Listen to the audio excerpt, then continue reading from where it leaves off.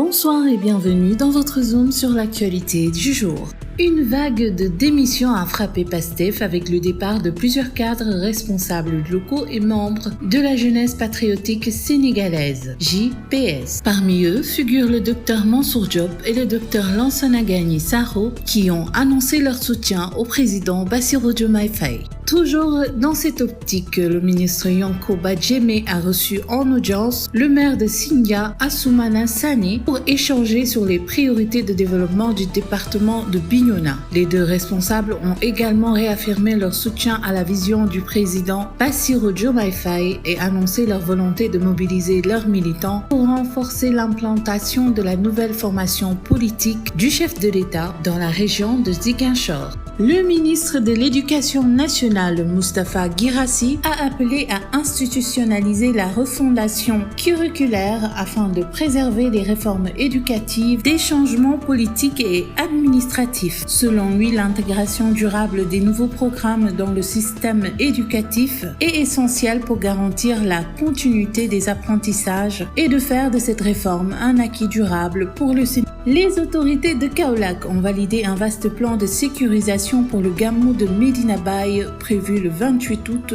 2026. Près de 1000 éléments des forces de défense et de sécurité seront déployés pour assurer la protection des pèlerins. La gendarmerie assurera également la surveillance des principaux axes routiers en collaboration avec l'ANASER et l'AGEROUTE afin de faciliter la circulation et de prévenir les accidents.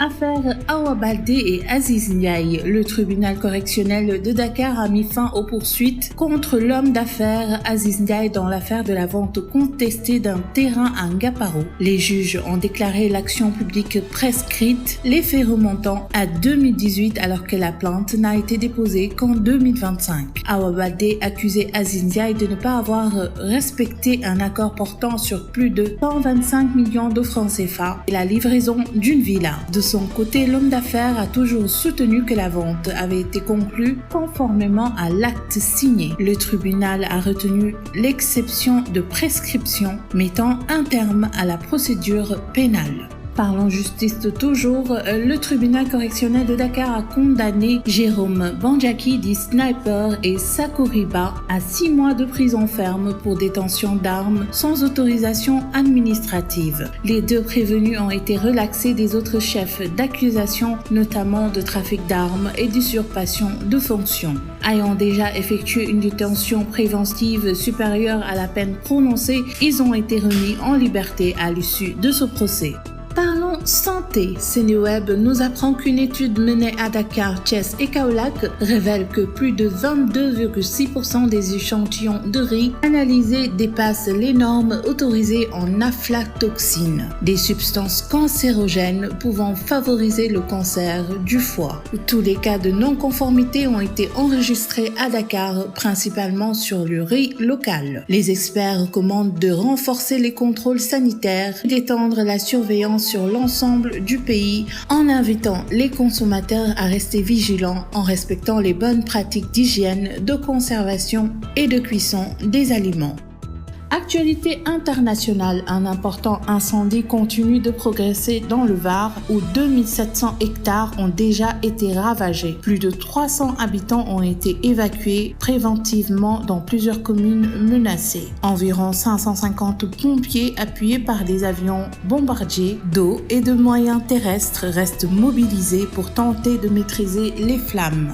Nous finissons ce zoom sur l'actualité avec la page sportive. Le président de la CAF, Patrice Motsepe, a félicité les 10 sélections africaines engagées à la Coupe du Monde 2026. Une première dans l'histoire du football africain. Selon lui, 90% des équipes africaines ont atteint la phase à élimination directe contre 40% en 2022. Il a notamment salué le parcours du Maroc tout en appelant à une évaluation pour préparer de meilleurs résultats lors des prochaines compétitions. C'était tout pour ce zoom sur l'actualité. Je vous donne rendez-vous demain. Passez une excellente soirée.